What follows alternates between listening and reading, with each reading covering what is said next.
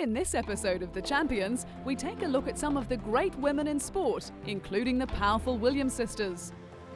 We take a look at Sweden's golfing sensation Annika Sorenstam. Ellen MacArthur sails the seas in Kingfisher 2. And Cathy Freeman, Australian Olympic gold medalist and darling of the track. All that and more on The Champions.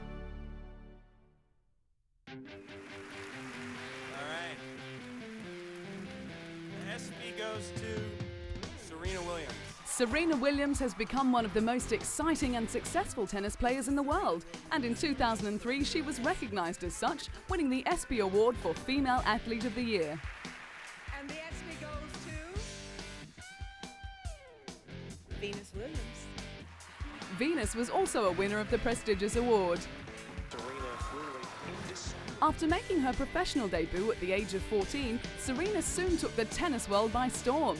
With lots of muscle and plenty of style, Serena gained the respect from fellow players and fans alike. The quieter of the sisters, Venus triumphed in 2002. After winning the Wimbledon crown and the US Open twice, she achieved her dream of becoming the world's #1 tennis player.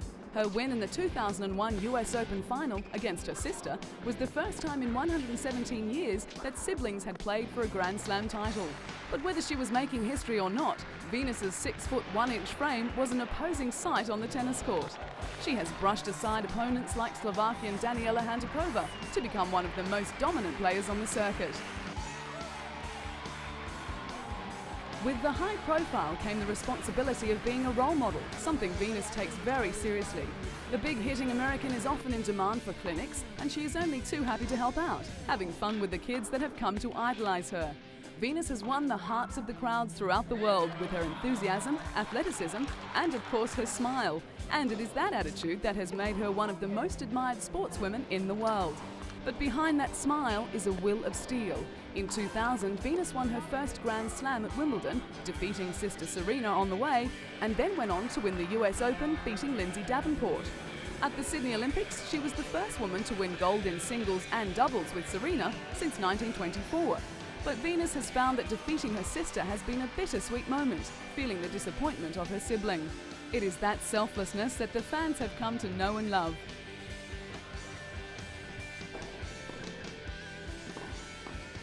If the girls dominate in singles, then together in doubles, they punish their opponents. With twice the power and knowing each other's game inside and out, the sisters are a combination worth fearing, having won all 4 Grand Slam doubles titles.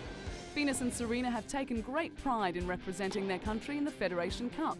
The USA have won the Cup a record 17 times, and the sisters, while enjoying playing in a team event, are determined to increase that number.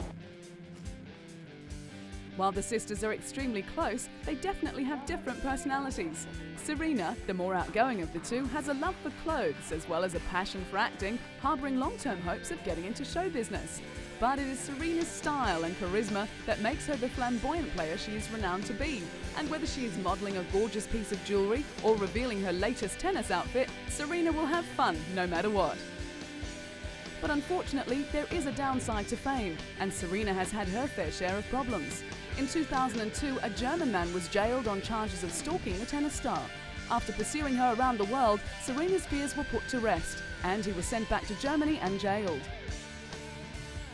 With a love of fashion, both Venus and Serena have changed the dress code in women's tennis, designing their own line along the way. The girls have their own style and are not afraid to show it. Who could ever forget the black catsuit worn by Serena at the US Open? And it's not only the clothes that have everyone talking. Hair and accessories have become a big part of the look. Venus and Serena have succeeded in creating a high profile, and whatever these girls set their mind to, whether it be tennis, designing or acting, the Williams girls are sure to succeed.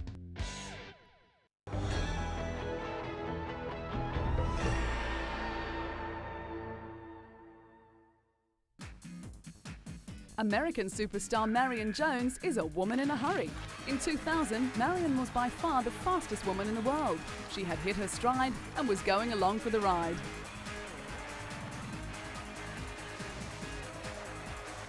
It all began in school in 1992, when Marion started to show extraordinary promise in track and basketball. At the age of 16, she competed in the US Olympic trials, but was denied a spot because of her young age. Disappointed, Marion decided to attend university on a basketball scholarship and was headed towards the Atlanta Olympics, but a broken foot forced her to sit out the games. The next year, Marion returned with a vengeance to become the first woman in 50 years to win 3 events at the US Nationals. Marion was a class above all else, and with 27 wins in a row in the 100 metres, all eyes were soon focused on 2000 and a date with destiny at the Sydney Olympics.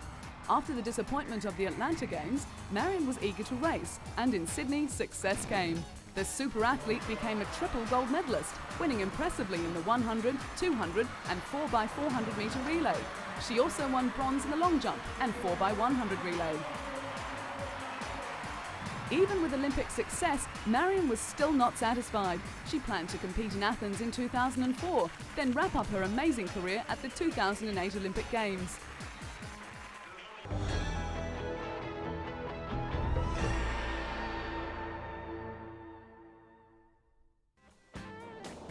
Ellen MacArthur is a woman who thrives on a challenge. Her story is not just about sailing, rather one of human endeavour.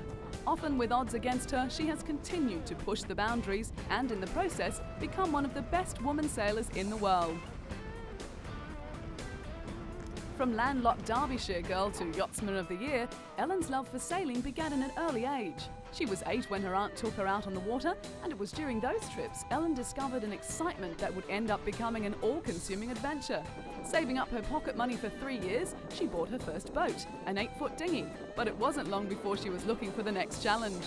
When Ellen turned 18, she sailed alone around Britain, and in the process won the Young Sailor of the Year award. One of the requirements of racing for long periods on water is the ability to be adaptable. Not only is Ellen an expert skipper, but she is also an electrician, sailmaker, engineer, journalist, cameraman and doctor. She has also trained herself to sleep for as little as 20 minutes at a time, so as to avoid fatigue. Taking giant steps forward, Ellen's next adventure was the 1997 Mini Transat race. Living rough for 3 years while raising sponsorship, she bought and refitted a tiny 21-footer and raced 4,000 miles single-handedly across the Atlantic Ocean. Recognised for her feats, Ellen was honoured with the award for Yachtsman of the Year in the UK. Things were looking rosy for the talented sailor, and in the year 2000, Ellen secured sponsorship from Kingfisher for her next race. And what a race it was! The Vendée Globe non-stop round-the-world solo yacht race is known as the toughest challenge that the world's oceans have to offer. At 24 years of age and just 5 foot 2 inches tall, Ellen was just one of 2 women competing in the 20-plus strong international fleet race. But there was another race Ellen was keen to conquer, a challenge that made all others seem tiny. The Jules Verne Trophy course stands as a perfect challenge for mankind and their sailing machines. Sailors who attempt it must cross through no less than 17 different weather systems. It requires a great deal of dedication and exceptional sailing skills. Ellen and her crew, who were all men, tackled the race without a backward glance. They faced over 26,000 grueling miles of sailing, took in the tempestuous Southern Ocean in one of the most confronting races ever. Ellen's aim was to attempt to beat Frenchman Bruno Peyron's record.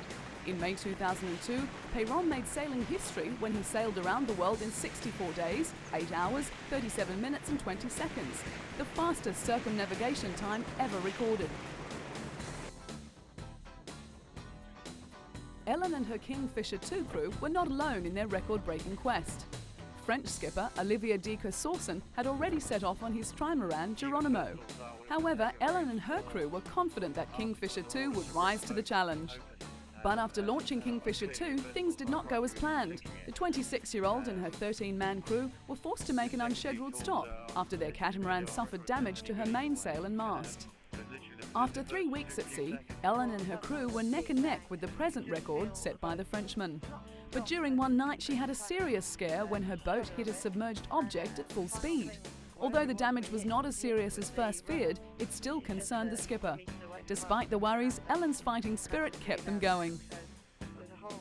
Kingfisher 2's position put them 31 hours and 26 minutes behind the pace set by Orange, the craft that Frenchman Bruno Peyron sailed to set the current record.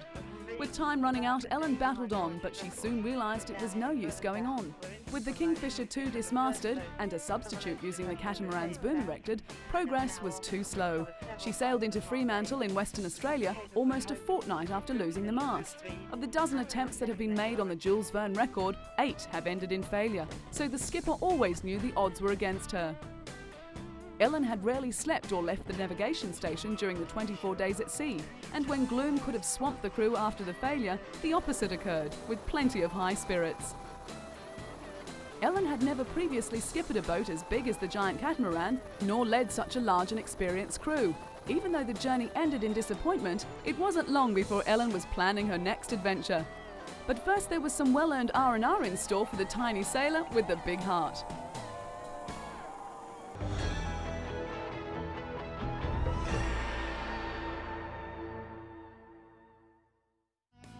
Kenya's Catherine Nedareba, winner of the Chicago and Boston marathons, is a talented athlete with a strict training schedule.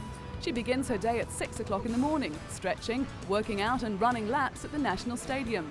She thrives on the exercise, pushing herself to the limit, never thinking to miss a training session.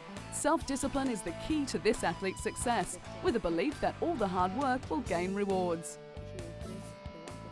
After the morning sessions, Catherine returns home to prepare breakfast for her family. Her husband Anthony, an up-and-coming marathon runner himself, is also her training partner and is extremely proud of his wife's achievements. When Catherine's goal to be the first woman to go under 2 hours 20 minutes was achieved by another runner, her husband was by her side, encouraging her to go one better. And that she did, breaking the world record. After running the world's fastest marathon time in the Chicago Marathon, Catherine's recognition increased. This photograph is just one of the many mementos she has on display in her living room, along with trophies for her numerous athletic victories. When she returned home from her record-breaking run, Kenyan President Moi presented her with a Distinguished Service Medal. When Catherine isn't running, she works in administration at the men's prison in Nairobi West. She is in charge of the staff, organising filing and dispatching messages. The Kenya Prison Service is famous for employing and training world-class athletes. They also employ 3 other champions: Susan Chepkemei, the world's fastest half-marathon runner, Ruth Kootal, a top 3 finisher in the Paris Marathon, and Edith Masai, winner of the Grand Prix race in Oslo. The 4, known as the Golden Girls, train together on this dusty racecourse in the Langata forest near Nairobi. Guiding them through their paces is Kenya Prisons coach Elizabeth Olaba, whose winning formula is to train the athletes strictly to a program, never deviating from the plan. She feels that it helps strengthen the mind as well as the body. Like Catherine, she agrees that self-discipline and hard work allows them to get the most out of themselves. It is this strict discipline that has helped Catherine to win the Boston Marathon twice. It is quite an achievement, as she is the only woman to have done so. But like most athletes, it hasn't all been success. When competing at the qualification trials for the World Long Distance Championships in Edmonton, Canada, she finished a disappointing 4th.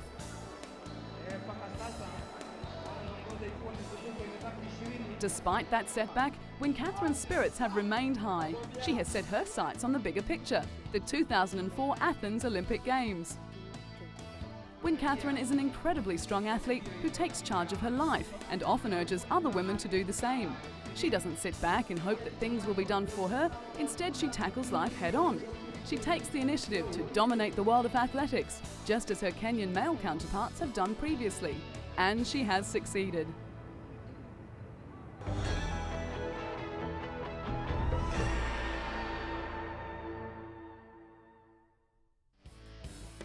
The golf course at Brobalsta near Stockholm, Sweden has a pretty impressive patron, and the members can't stop talking about her.